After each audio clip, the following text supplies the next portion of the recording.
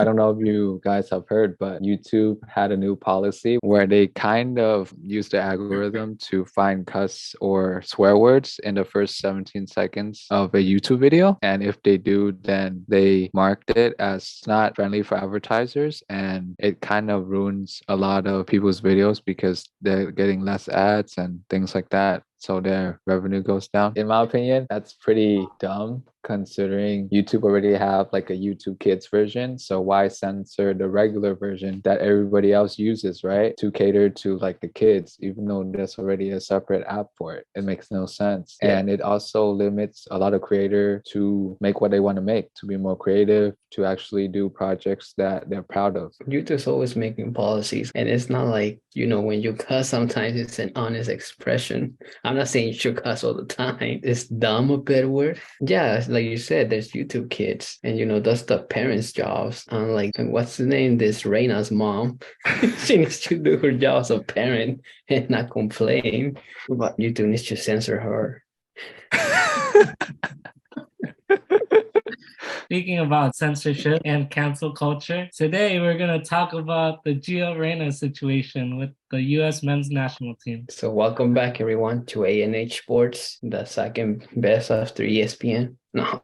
My name is Anthony. I'm Todd. And I'm Eddie. To start off this video, I want to talk about the whole situation so that everybody else understands what we're talking about. During the World Cup, Gio Reyna found out that he wasn't going to be a starter for the U.S. men's national team in the Qatar World Cup. When he found that out, he threw a fit and started having a bad attitude. Berhalter, who is the coach, made it known to the public but didn't name any names. He also said that the player was almost sent home because of how he acted. After that, Claudio Reyna, Gio's dad and former U.S. captain, sent multiple messages to U.S. soccer executives threatening to expose some dirt on Gregg Berhalter. Mind you, Claudio and Gregg have been best friends since high school, and both families are pretty close. Not to mention, they also played together. And I believe that their wives were best friends back in college. They were like roommates or something, or like housemates. The US was really good on mixing personal with business, especially at that top level. A lot of how the US is. Everyone wants to be the star of the show or the attention. Who is Reyna to be like acting like a brat? Imagine the coach in Qatar 2022 knowing that they might throw dirt out about him, and then he has to coach this kid plus his other teammates to perform well. There's gonna be something happening there internally that is not gonna help him do his best of creating plays or just training the team. Also, from what I've read, it got pretty bad to where they were taking separate buses, Reyna and his family, and then there were a lot of tension as well. And even after he apologized to everybody, the US men's team coach had to like make his own statement even before to explain everything, because he knows that might happen. Like they're gonna basically expose him exactly for something that he did when he was 20 years old. Guys, 20 years old, when you were young, anything to get her son on the field, I guess. The statement that you're talking about, and I quote, "During the World Cup, an individual contacted U.S. Soccer saying that they had information about me that would take me down. One night in 1991, while drinking at a local bar, Rosalind and I had a heated argument that continued outside. It became physical, and I kicked her in the legs. There are no excuses for my actions that night. It was a shameful moment and one that I regret. To this day, that type of behavior has never been repeated." He apologized. Like, what else do you ask for? And also, we're not saying that what he did was right. You should not put your hands on or legs on anyone. Take this out early before he started coaching the U.S. national team. Let's say they chose to do this during the World Cup, but it had nothing to do because of Reyna.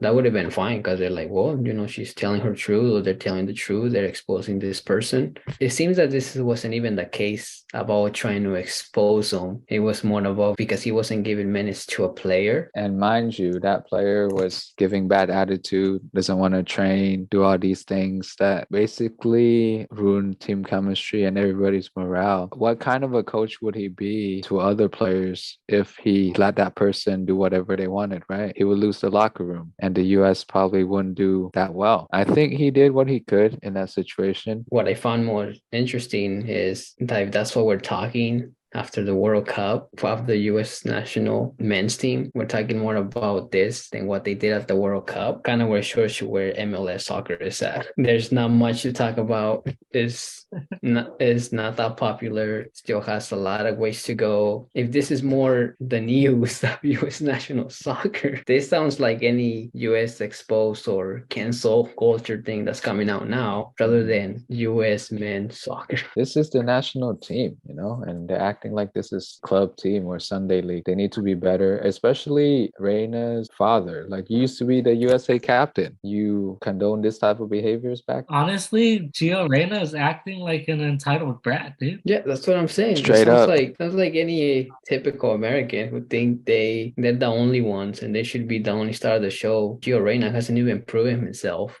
as a great soccer player. He was a great coming up young player. He's not a soccer player or football player for that matter to be making any of this, to be acting like a brat, like he belongs to be a star or to be a starter. Everyone has to fight for their spot. And that's how it's always been. So I don't know why this was shocking to him. Did you ever hear Donovan or Dempsey complaining because they didn't get minutes? Think of any other player in any nationality who plays for their team and who got called to go to the World Cup. They might show their frustration when they've been taken out, or might say something, oh, I wish I could have played more. Every single one of those players always have said, I don't really care. I mean, I'll be mad that I didn't play, but at the end of the day, I just want my team to win. Even Ronaldo said in the Pierce interview, he said, even if I don't score, I don't care. I just want Portugal to win. In reaction to Gregg's statement, his mom claps back and says, without going into detail, the statements from yesterday significantly minimizes the abuse on that night in question. But I want to be very clear. I did not ask for Gregg to be fired. I did not make any threats. And I don't know anything about any blackmail attempts, nor have I ever had any discussions about anyone else on Gregg's staff. While in Qatar,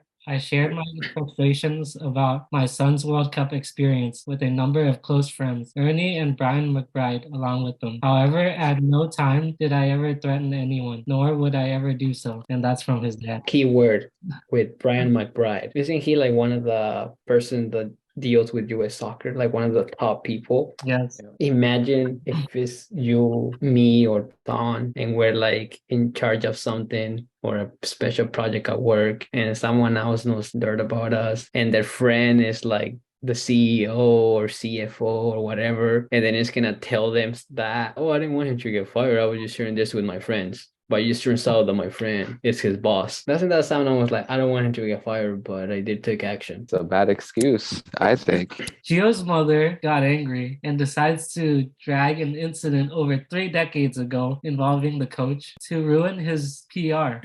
And she's known about that situation for a while and never chose to say anything. But all of a sudden, her son doesn't get to play for the US in the World Cup and she wants to expose it. So let me ask you guys, is that not blackmail? No, I don't know what else you could call it other than... That's just a coincidence, bro. Well, because he was acting like somehow he was Mbappe or something. I don't know.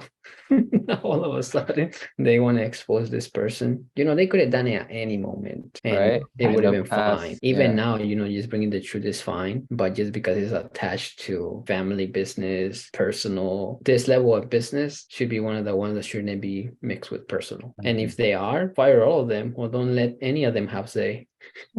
So, and Gio Reyna shouldn't be called again. This lady and her husband says, oh, I have some dirt, I'm gonna expose you, and then goes back and says, I never threatened anybody. I never, it wasn't a threat. Is that I just mentioned it to him. And the sad part is that now Gio Reyna is being remembered more for a crybaby and a complainer rather than playing football. Exactly. Gonna be what her son will be remembered as for a while, you know? And you know, the World Cup is not something that happens every year that you could just redeem yourself right away. Exactly. You have to prove yourself in the next 4 years and that you deserve to be there. And even if, let's say he does deserve to be there and they called him, there's always gonna be, they just called him because his mom is like not accepting reality and not taking responsibility. You might be good, but there's other great players. And then if anything they're learning is not to be like you. I also want to bring something up. His dad and the coach have been best friends since high school. They've played together. Their families are as close with each other. Their wives have been best friends, like Ton said, and you're gonna expose your own best friend like that? Just because your son As didn't play. and I quote, as Ronaldo said, they're rats. Why have there been so many rats this year? This just adds to like making more fun of America. The typical everyone else knows us as, oh, they're brats. They think they deserve everything. They're really privileged. They don't want to work for things. Everything is given to them. They're entitled. This literally just puts that bad image on Americans. That's a great point, because if you travel to Europe and other countries, they don't really like us, to be quite honest. And this is the type of stuff why they don't like us. Like, wow, we got Tesla, we got electric car. What the hell? You don't like us? No, I'm kidding. The stereotype just becomes true in this case. Privileged brats, entitled. And I don't think it's ever happened at US soccer. Ever. This is the first time I've heard of this in a long time. So I'm pretty There sure. was something I liked about the US national soccer team in the past. Despite them not being great, they always had passion, and that's what took them really far, in Confederations Cup with Dempsey and Donovan, and even the times that they'd be Mexico, there's a lot of passion there. One of the comments was like, the sense of entitlement from these American parents is wild. You have Pulisic's father demanding his son play via Twitter, and now the ultimate soccer mom energy with the Reynas. So this is basically not the first time. Pulisic too. The US was doing good in the World Cup. The only game they didn't do good was against the Netherlands. But every other team, they played solid. Remember, they managed to tie against England, and England did circles around France. That's it for this rant. It went longer than we thought, but these spoiled kids, man.